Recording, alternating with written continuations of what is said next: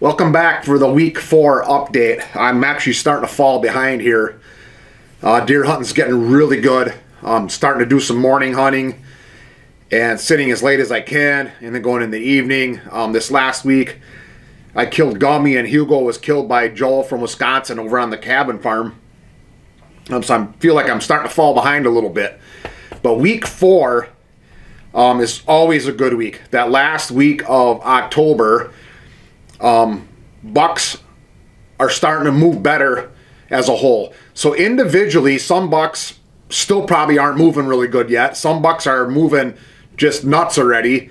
But on average, every day as you get into October, toward the end of October, bucks are moving more on average as a whole, more and more. So they're getting back to their beds later in the morning, and they're moving earlier in the evening. And I see this every year. And week 4 of October this year, the last week of October, was no different.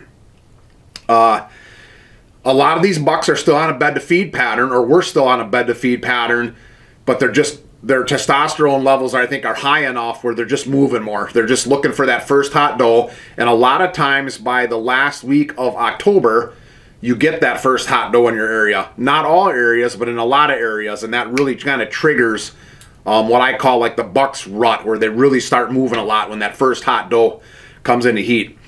So let's go into the footage. I don't have a lot because I took a couple days off for tracking and stuff when I shot Gummy. And then when Joel shot his buck, there was a morning off and then a late evening sit. So I didn't really hunt a lot of those days. But we are seeing mature bucks, not necessarily daily, but a lot. Amy's been seeing them. I've been seeing them. A couple observations sits in there that Amy had, and actually Lily was down this last weekend. We've seen this buck called Worm, a lot like Gummy, right behind the house here. So a lot of bed to feed pattern yet, but they're starting to move. They're starting to move a little bit better every single day. So now here we are at the very end of October, going into November, and if you stick around after the week 4 highlights as best as I can, I'll go into detail kind of what my plan is now going into November, and what we're gonna go from here. So since my last update, this was actually last Sunday afternoon, beautiful day, warm. I'm in a funnel, and there's a ditch crossing right down here below me. I'm really close to a neighboring pond, which is kind of significant because this is a weekend and it's really warm out, and I'm close to the neighbor's pond, and I started seeing a bunch of deer. A bunch of does and fawns started coming through, and then a little buck comes in and makes a rub in front of me. But what I didn't realize is that the neighbors were having a party, having a cookout or a grill out or something at that pond. And right about the time that I started seeing a lot of these deer, they spooked out of there and it didn't work out. So that's a mental note for me to not hunt this particular stand on a nice day in the fall, even the weekend. I used to hunt these things nonstop in my grandpa's farm all day long, and then I'd quick run home and grab my bow and go bow hunting, and then wonder why I didn't see anything. But kind of a cool little critter. So this is a stand I call Danger Zone. I just wanted to include a little footage of this. My access is through that cow pasture, and then I have to cross a really deep ditch that's full of water. And Lily and I made a bridge across that ditch this summer. But this was a trial run for me. This is like peak rut bedding, and it's just a small pocket. This doe actually came in, and I think maybe she saw me turn the camera on her. She eventually calms down and gets out of there. But I like to give trial runs to a lot of my spots, just to make sure everything's ready to go when I want to get back in there later in November.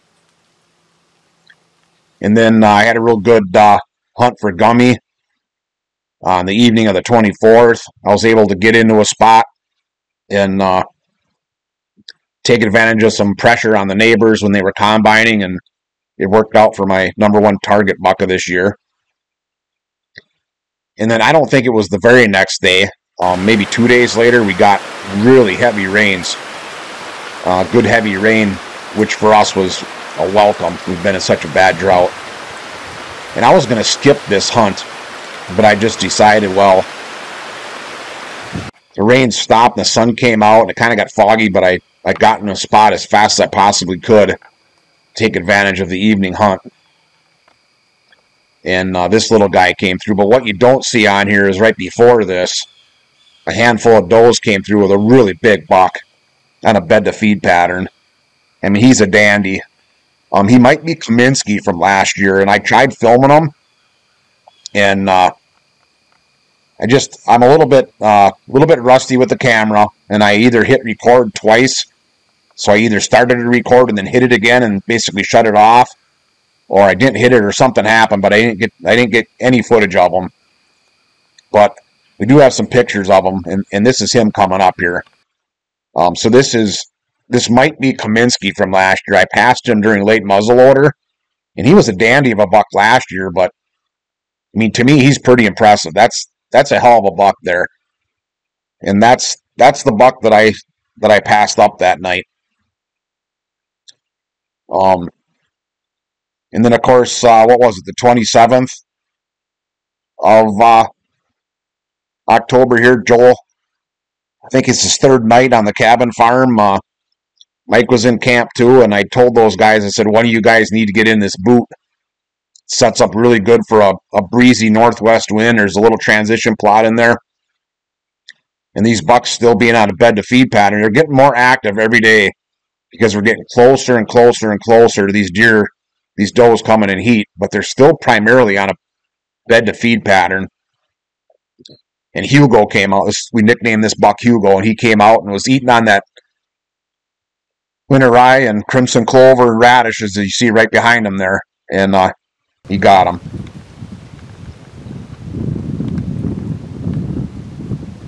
So this is a couple days later, maybe the next night. I'm kind of losing track of my timing here. I should probably take some notes for you guys, but this was this past week. But I'm setting up on a funnel again. This wouldn't be prime spot for this time in late October when these bucks are mostly on a bed to feed pattern. But trying to sit spots that are good for the right winds and just bounce around as much as I can. And on this night, I saw this 8-pointer. He's either 3 or 4. I could have killed him right before I got the camera on him here, but I had to take the camera off the tripod, and actually, this is self. I'm just holding this with no tripod. But he's a nice buck. He's probably 3 at the time. I thought maybe he was 4. And there's a doe out there that this buck and another mature buck. The second buck is mature for sure. And they were dogging this doe around. And there was actually several other bucks that I didn't film in the area. So she's probably a hot doe. So you hear me talking a lot about the first hot doe. And I really believe, and there's actually some pretty good radio collar work coming out of Pennsylvania that talks about the first hot doe in your specific area is what triggers these bucks to kind of start their rut, where they really start to get active and put some miles on, and you start seeing them more in daylight. And it's that first hot doe that kind of triggers that. And I've seen this for like the past 30 years. So I would say on this farm will be good now as far as the buck activity, because that doe is going to trigger these bucks to not just stay on their bed to feed pattern. But he's a pretty good buck. Pretty tall. He's got that fork G2. I did turn the camera at one point and tried to show him. Got to turn all the way around and look behind me on that tree. But I mean, yeah, he's a mature buck. Now, here's the deal. These deer, Amy and I have both noticed, they're getting behind us. They're coming behind us on these beans. These are cut beans instead of going through that funnel we're sitting on, and I'm not quite sure why.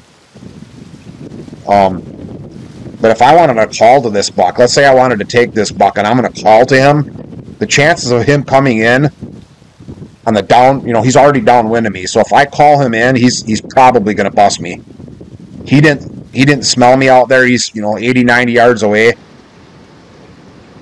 That second one with the fork, G2, I thought about maybe trying to get him, but he gets a pass today.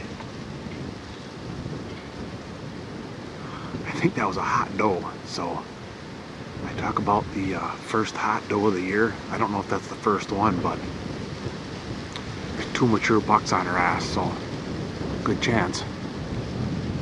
But yeah, to finish up that point, I was getting away with some scent going to him because he was far away. If I try and call that deer in, it's never going to happen. So this is Picket from last year. For those of you who've been following on, you've seen some of this footage before. I wanted to show it again because I had thought this 12-pointer that showed up here late summer in September and October was him, and I actually saw him by the pond stand. But it's not. You can clearly see that this buck is more narrow, a lot of mass on his bases, and that's this buck. So he just showed back up, and so this is the real Picket. So we got, I think, 2 pictures of him. This is really the only one where you can kind of see. But you can see that this is clearly the buck Picket from last year that I was hoping would show back up. He's got those gnarly bases and double fork G1s, and this is him, more narrow rack. So he showed back up, so I'll be hunting this guy. And then we've been watching this buck called Worm. So he's pretty much just like Gummy, and he's right behind the house a lot. And Amy has seen him on an observation sit. Our daughter Lily this last weekend saw him on an observation sit. He's pretty much on a bed to feed pattern right behind the house. So we'll have to try and figure out if we can get Amy in front of him. Maybe with a decoy. Maybe we'll try decoying him in, but we'll see what happens. The only difference, him and Gummy, is you can see on his right main beam, he's got that little crab claw. So I hope you enjoyed those videos. I'm hoping to get some more here. Some better footage now that Gummy is down. I'm going to probably try and emphasize on filming a little bit better in the timber as much as I can. And you saw now that Picket showed up, the actual Picket. So now I'm positive that's the buck from last year. There's not a doubt in my mind. I think I was trying to convince myself that big 12-pointer, that rack of that 12-pointer was the Picket from last year, but clearly it's not. Now that the real Picket has showed up. So now we're getting in the very end of October, Halloween, and into the first part of November. And from here going forward, what I like, my plan now is just to spend as much time hunting as I possibly can. I'm going to assume, I'm always watching for that first hot doe.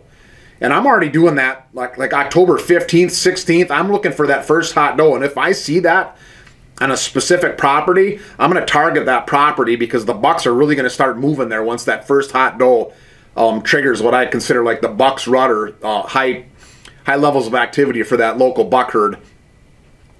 But now that we get in November, I'm going to assume that there's already been at least one hot doe. Even if there hasn't been, I'm going to assume there is, and I'm going to start hunting not just a bed to feed pattern, but I'm going to get into really my top areas. So in mornings going forward, my favorite morning for basically the rest of the rut, my favorite morning sit is on the downwind side of bedding, and I'll sit there all day long if I can.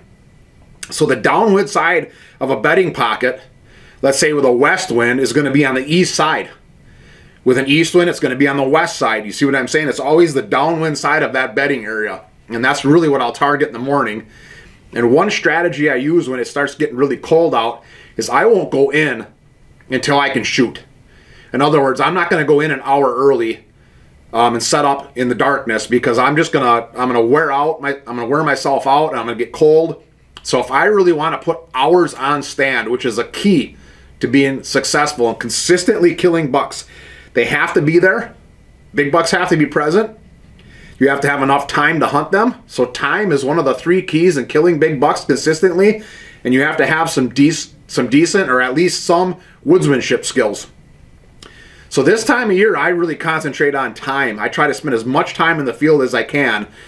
That's why I go in just as the sun is coming up. So as I set up in my tree, hang my bow up, get my pack set up, and put my last layer of clothes on, I can already shoot, so that I'm not starting to get cold before the sun's even coming up. That way I can spend the maximum amount of time in the timber that I can. And a lot of times when I'm hunting downwind side of bedding on these morning hunts, the deer really aren't even getting back into that really thick bedding area until 7:30, 8, 8:30, 9 o'clock in the morning. Especially the bigger bucks, seems like they come a little bit later, and then they travel perpendicular to all the does coming back into bedding, and they'll try and scent check all those paths coming back into bedding. So that's like one of the strategies I use, is getting back there a little late so I can sit as long as I possibly can. This is also the time of year where I'm going to be sitting inside corners, fence jumps, ditch crossings, brushy fence rows, all my favorite spots. I don't want to miss any here. Connecting timber points, just your classic funnels, all the areas where I can pin down buck movement. So I'm not on that bed to feed pattern anymore. And the bucks still might be on a bed to feed pattern, but I'm doing bed to feed pattern in conjunction with a funnel or an inside corner or something like that that's going to narrow that movement down so that I get a shot this time of year, because those deer very shortly, if they aren't already, are going to become very active. So that's going to be my strategy going forward here now for the rest of the season. And I want to close out. We're in November now, in week 5. And a lot of states have gun seasons coming up. So if you have a gun season coming up and you're struggling to attract and hold and grow big bucks on your property, this is the time of year you need to start thinking about, how can I start hunting my property the most effective way I can so that I'm not putting pressure on my deer herd. With that gun season coming up in November, so most states have a gun season in November or early December, you got to start thinking, even if you're not actually hunting that way yet, you got to start thinking about, how am I going to start backing off or hunting my edges or hunting first sign so that I can keep deer on my property and protect them so I can grow them to the next age class. I'm always looking to next year into 2 and 3 years down the road. I'm always doing that. I'm going to continue to shoot does with buck fawns this time of year, but this is where it gets exciting. This is, for me, this is fun, is these next 2 or 3 weeks. So we'll see what happens. I'm glad you tuned in to watch week 4. I hope you liked the video, and thanks for watching. Stay tuned to week 5.